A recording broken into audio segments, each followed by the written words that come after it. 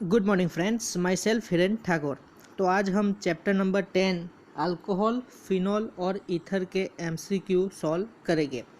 Okay, तो ये chapter आपने पढ़ लिया होगा, अल्कोहल, फिनॉल और ईथर। थोड़ा सा लंबा चैप्टर है क्योंकि 3 क्रिया फंक्शनल ग्रुप आपको पढ़ने को मिलेगी। एक तो तुम्हारा अल्कोहल, फिर ईथर। ओके, तो थोड़ा सा लेंथी टॉपिक है लेकिन हमने ये कवर कर लिया। तो आज हम देखेंगे चैप्टर नंबर 10 के एमसीक्यू के क्वेश्चन। तो यहाँ पे आपको पहला क्वेश्चन देखने को मिल रहा है, द IUPAC नेम ऑफ, आपको एक केमिकल IUPAC नेम ये जो यहाँ पे बताया है इसका बताना है। तो देखो CH3C CH2OH, तो ये सब IUPAC के रूल्स आपने 11 साइंस में पढ़े हैं, यही है, इसमें कुछ नया नहीं है। तो देखो ये तुम्हारा सेंटर वाला कार्बन,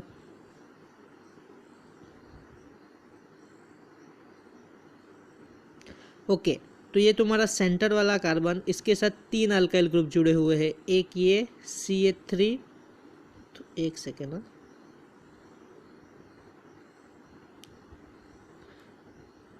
CH3 यहाँ पे आपको देखने को मिलेगा, एक ये वाला CH3 और एक ये वाला CH3,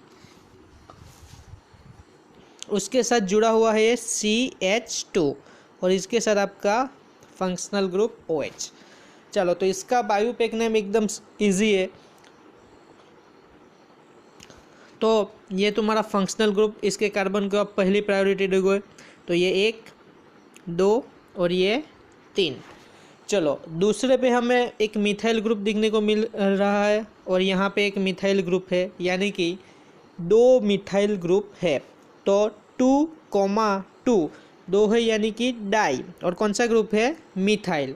तो 2,2 डाई मिथाइल, 1, 2 और 3 कार्बन है, इसलिए इसका नाम प्रोप, और सारे के सारे कौन से बॉन्ड में है? सिंगल बॉन्ड में है, यानी कि प्रोपेन। तो 2,2 डाई मिथाइल प्रोपेन, और ये तुम्हारा पहले कार्बन पे आपका कौन सा ग्रुप है? OH, और OH को हम क्या लिखते हैं? ऑल, अल्कोहल का ऑल। तो 2,2 डाई मिथाइल प्रोपेन 1 ऑल, तो इसका आयुपेक नाम क्या बनेगा? 2,2 di methyl propane 1 all.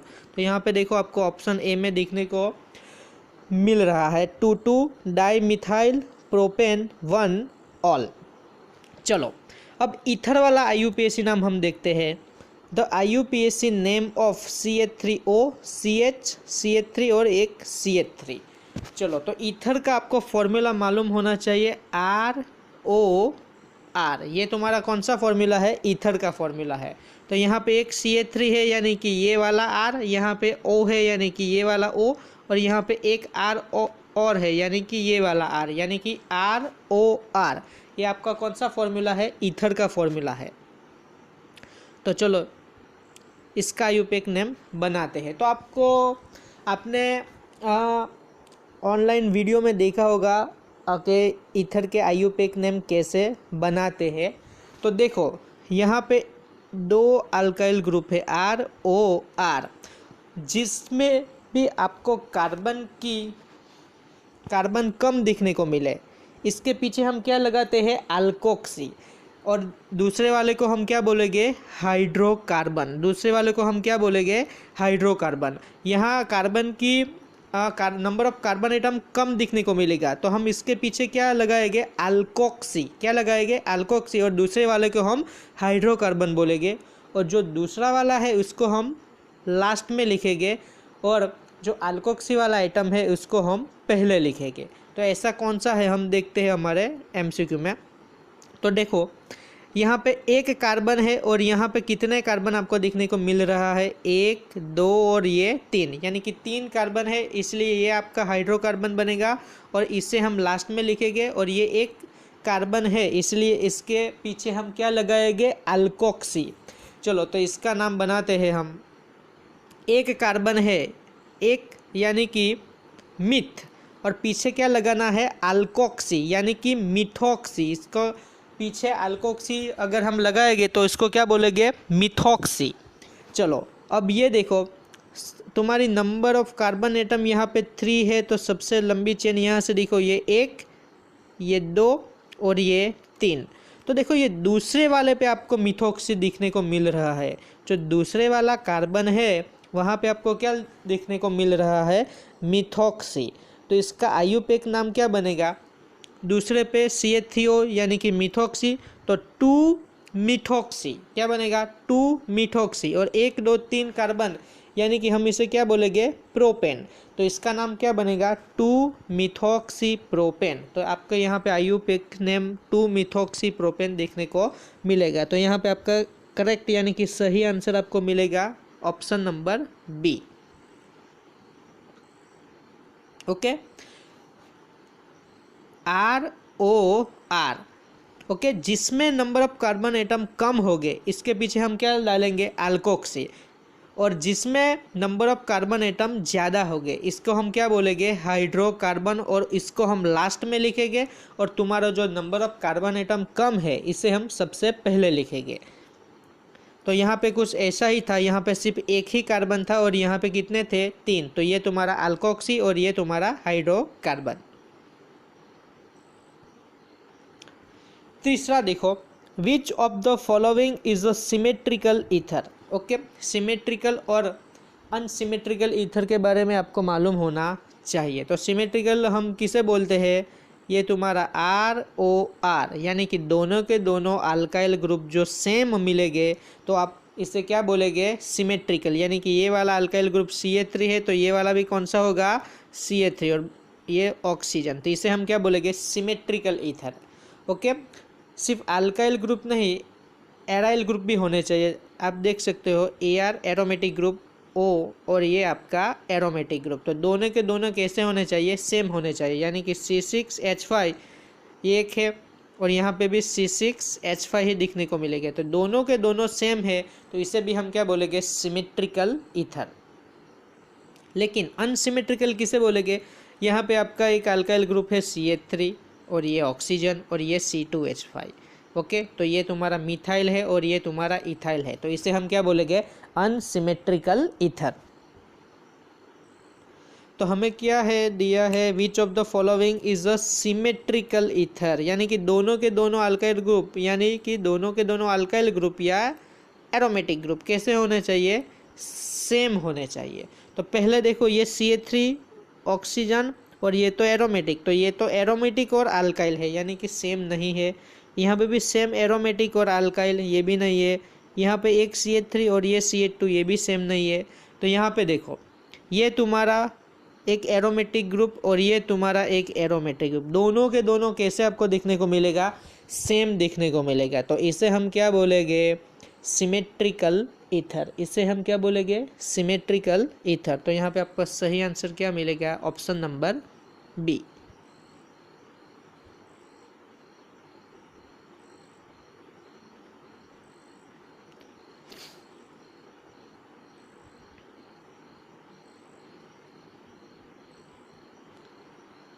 Fourth one देखो, what is the IUPAC name. जो आपको स्ट्रक्चर दिया गया हुआ है, जो आपको स्ट्रक्चर दिया है, इसका आयुपेक नेम क्या है वो हमें फाइंड करना है। तो देखो ये एक साइक्लिक स्ट्रक्चर है, उसके ऊपर आपको नाइट्रो ग्रुप देखने को मिलेगा और यहाँ पे आपको ईथर वाला भी देखने को मिलेगा। क्यों, तो बीच में आपको ऑक्सीजन देखने को मिल रहा है।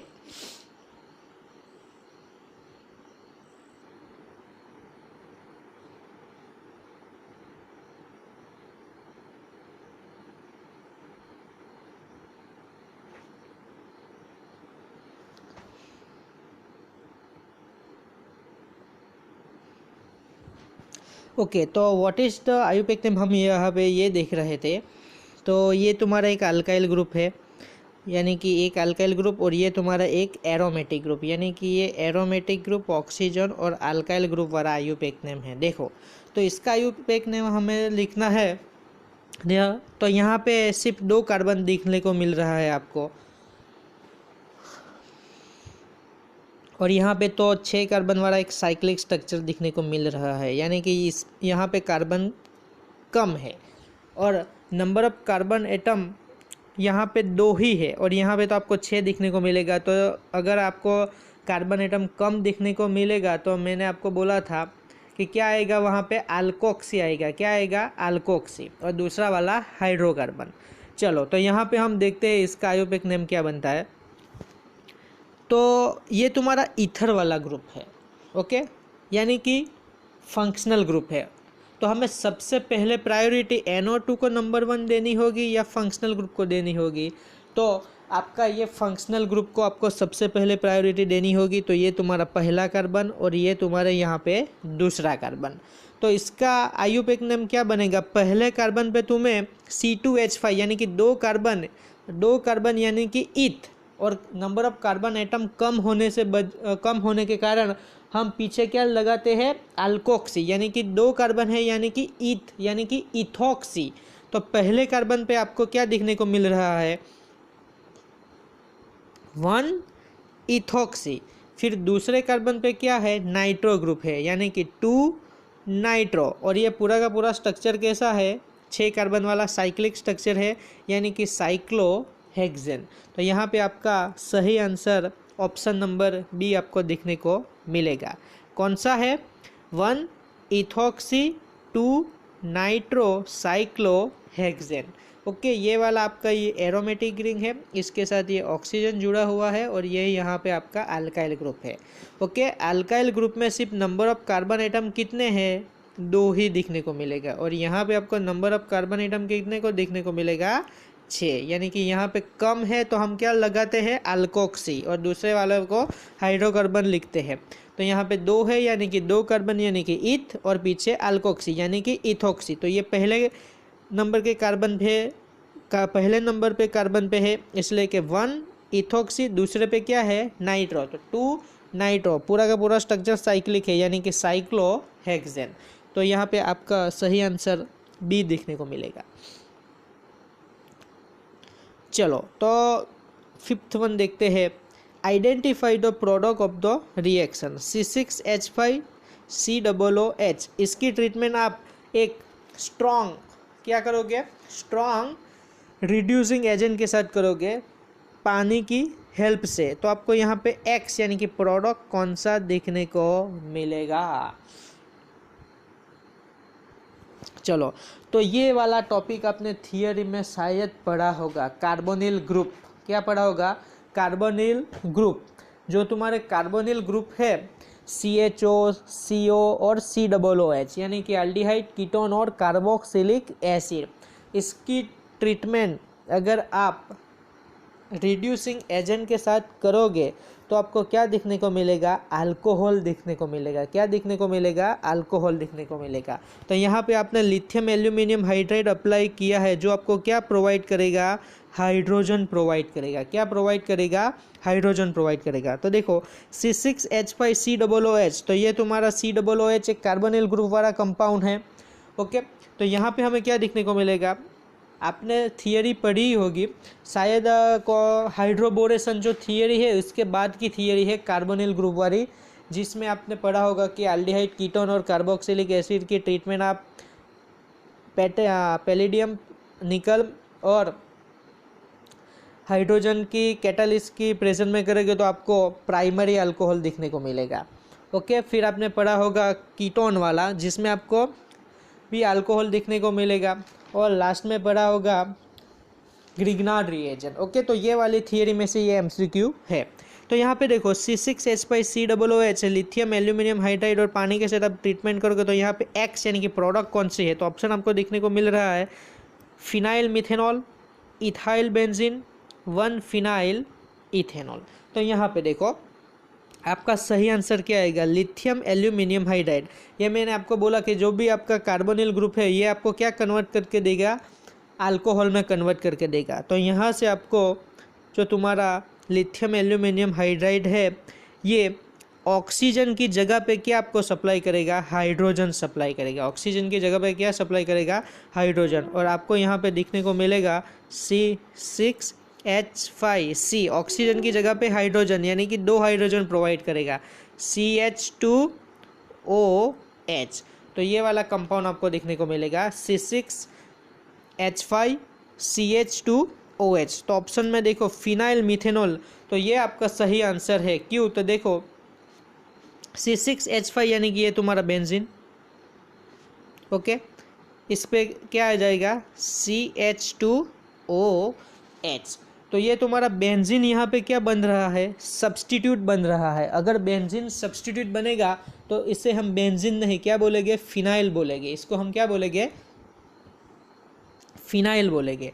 तो देखो ये तुम्हारा फिनाइल और CH2OH यानी कि मिथेनॉल, यहाँ पे OH लिखने को मिल रहा है यानी कि ऑल। तो यहाँ पे आपको प्रोडक्ट दिखने को मिलेगी फिनाइल मिथेनॉल। ओके, थियरी में से ही MCQ है ये। Which is the correct order of a acidity of alcohol. अगर आपने थियरी पढ़ी होगी तो आपको इसका आंसर मालूम होगा कि which is the correct order of acidity of alcohol.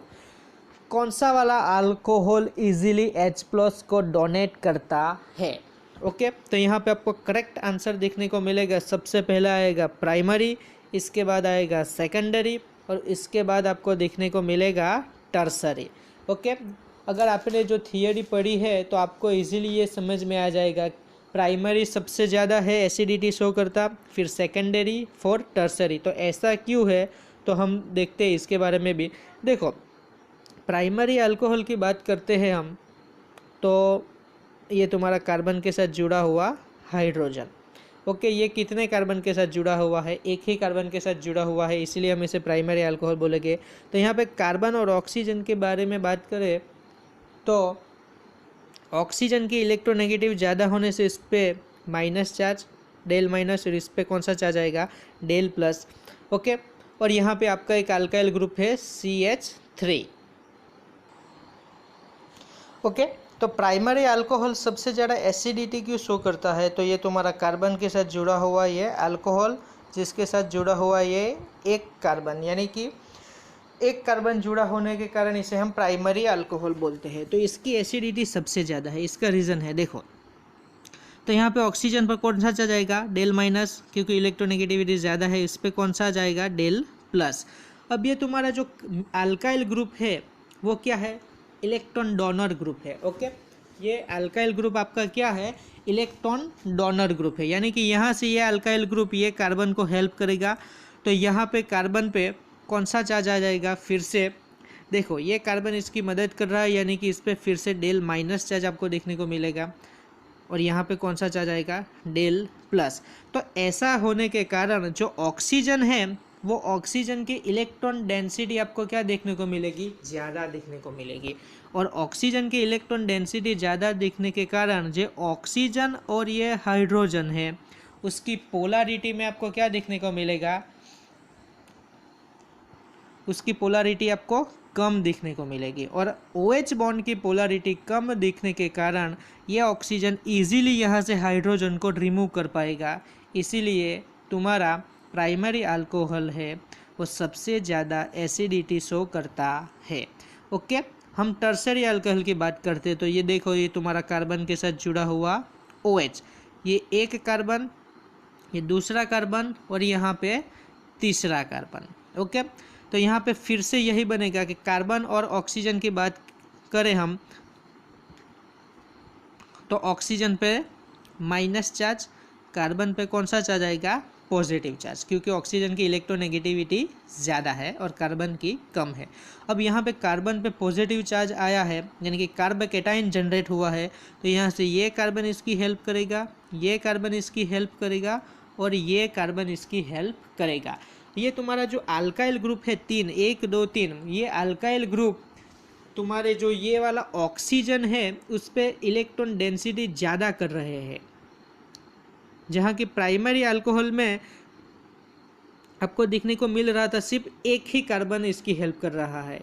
यहाँ पे कितने हेल्प कर रहा है, 1 और 2, यानी कि ज़्यादा ऑक्सीजन डेंसिटी होगी। यहाँ पे ऑक्सीजन पे इलेक्ट्रॉन की डेंसिटी आपको ज़्यादा देखने को मिलेगी, और इलेक्ट्रॉन डेंसिटी ज़्यादा देखने के कारण ये तुम्हारा OH ऑक्सीजन और हाइड्रोजन वाला जो बॉन्ड है उसकी पोलैरिटी आपको क्या दिखने को मिलेगी, कम दिखने को मिलेगी।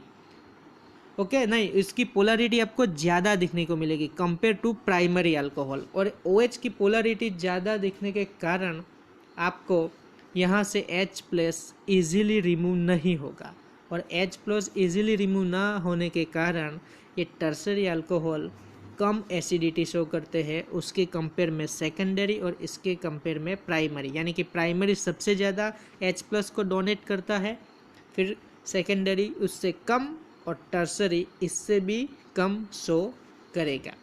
ओके, तो ये आपको शायद थियरी में ही पढ़ा होगा कि एसिडिटी ऑफ अल्कोहल सॉल्यूशन, इसका टॉपिक है ये। ओके, तो ये आपको ऑर्डर याद रखना है एसिडिटी का। सबसे पहला प्राइमरी, फिर सेकेंडरी, और उसके बाद आपको क्या देखने को मिलेगा, टर्सरी देखने को मिलेगा। तो यहाँ पे हमारा ये MCQ का टॉपिक आज समाप्त करते हैं।